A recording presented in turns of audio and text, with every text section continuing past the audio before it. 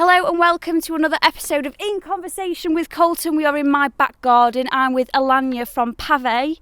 Hello there. Hello, you alright? I'm fine, thank you very much. Tell them all who's dropped you off this morning. My granddad, my little wordy. Very, very, very cute. He's her biggest fan. So we've got lots and lots and lots to talk about, but the first thing I want to talk about is Christian Carlisle gave your tune, How's She Doing, a spin on BBC Introducing the other day. So what's it like? Do you have a lot of support from them? Yeah, so it was our second single. So we wrote that song in lockdown, recorded it in lockdown, released it in lockdown. So for that to have managed to have got support from BBC was amazing for us. Yeah. It's really good for sure, because obviously we are a Manchester band, but my roots are in Sheffield. So to be able to get support in my hometown, it's great. It's nice, yeah, repping for the Chef City. And you posted, I say it was the other day, but it was a week or so ago or 2 weeks ago, a snippet of you recording, was it that song? Yeah. So talk to me about the process and stuff, because it's nice that, I think that's kind of a really good thing to do as a band, because it's letting people see behind the scenes. But talk to me about the process of making that song. So me and Kevin, our guitarist, we live together. He's a right little joker. I've seen him on your TikTok. Oh, he's amazing. Yeah, so he came to me with that song. He was like, "You're not gonna like this," because it was a lot slower when I'm into more my rock, heavier stuff. Yeah. He was like, "But I've got this idea. I came up with it. I'm gonna show it you anyway." And then as soon as he showed it me, it was just the little guitar melody, and I instantly started crying, and I was like, "That's so beautiful! Oh my god!" Oh, that's lovely. Yeah, and then I was like, "Right, let me record it. I'm gonna start writing lyrics for it." Yeah. And then we literally spent 4 days just working on it, and I took it away. I wrote some lyrics. He came to me with a few lyric ideas as well, and then we just we hammered it for a few days and really nailed it down. We recorded some demos in my bedroom, and then we went to the studio to get it recorded. So it was the quickest turnaround we've ever done for a song, but that's kind of what makes it a lot more special, because it's just so raw, and there wasn't a big production around it. Obviously we're a 6-piece band, but it was just the two of us in that song. So it was nice to just have that simplicity of something, and it be so special in the circumstances of how we wrote it. Of course, definitely. And I just want to point out, we're not smoking secretly. It is this cold.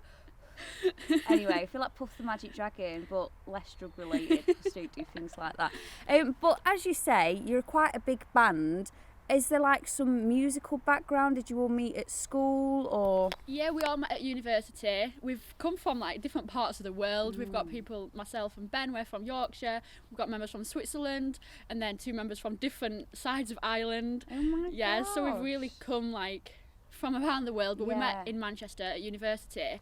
And Which uni was it? At British Institute of Music. Oh right, so definitely not just met or something full on. Yeah, we met in second year, but we just naturally formed together. There was no searching for members.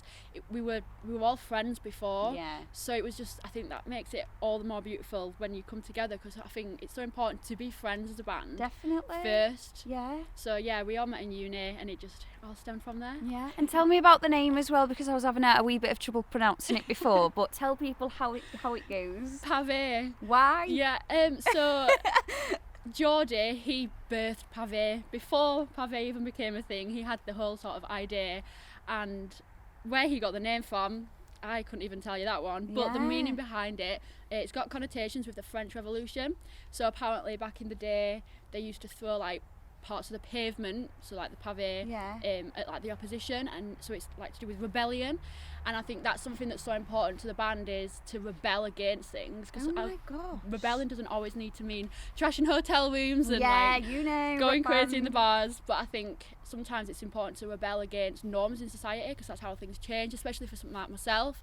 I'm part of the LGBT community, so being able to raise awareness about things like that and just stand up for what we believe in as a young band especially, and as a band that's come from so many parts of the world, to come together and be able to represent so much difference together, I think that's really important for us. I'm going to ask you a personal question, so feel free to shut up.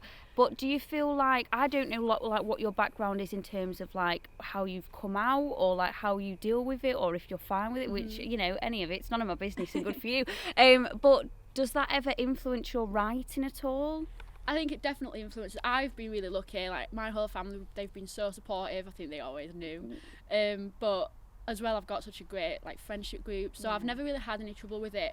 But definitely influences my writing, because I think with pronouns and stuff, when I'm talking about she, her, or him and he, I feel like sometimes you worry a little bit that it's, you know, not everyone's supportive of it. Right. So sometimes if you're like, oh, she and stuff, then instantly people just pick up on that rather than the meaning behind the song. They focus on the fact that I'm talking about loving a woman or something. But is that Love's Arcade as well? Isn't that another song? Has that got like connotations of LGBT? Well, so the song itself, we wanted to promote like love is an electric wave. Love is the most powerful thing, and no matter how much people try and put a stop to it, love was never going to be stopped. So that's something we really heavily tried to promote through that song.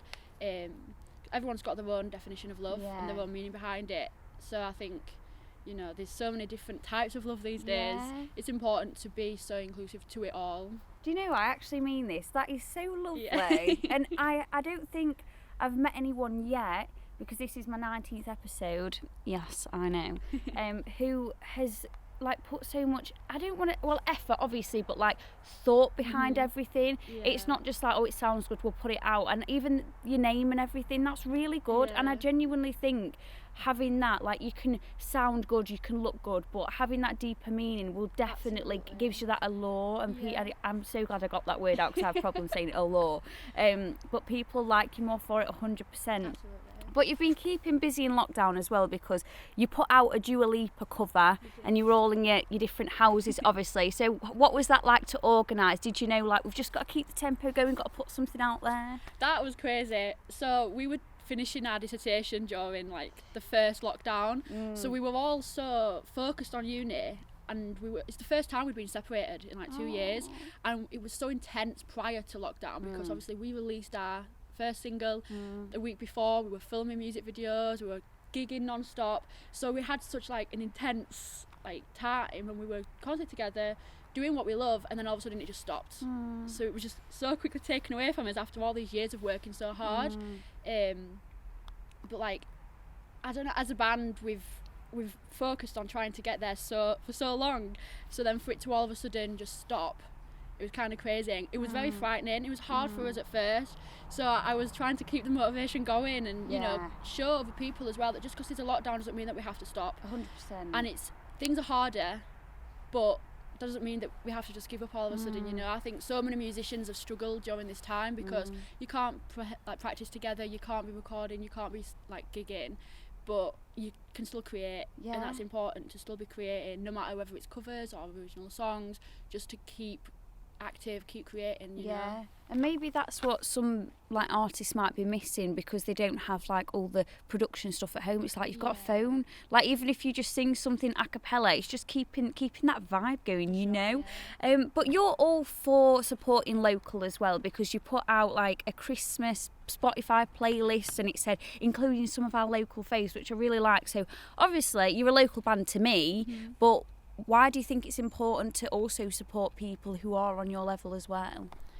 We're all in this together, you know. We're all trying to get there, and the majors in the industry seem so untouchable sometimes. So I think when local bands come together and support each other, it's just so much more beautiful, because I think it can be so competitive. I love the way you say beautiful. Beautiful. Well, it can be so competitive in this industry, so it's like knowing that bands on your level support you makes it a little bit more friendly. So I think it's important to support others as they support you. Oh, 100. That almost sounds like a Bible verse, doesn't it? As treat other people as you would want to be treated. The first gig that you ever did, though, was in Bar 21 in Manchester, and that was in 2019. So obviously you've had a bit of a funny run with it, like you said. You've you were gigging loads, and then it all just stopped. But when things reopen, where's like your first place that you want to sing your songs there, you want to have a good night there, and you feel like the crowd will be loving it?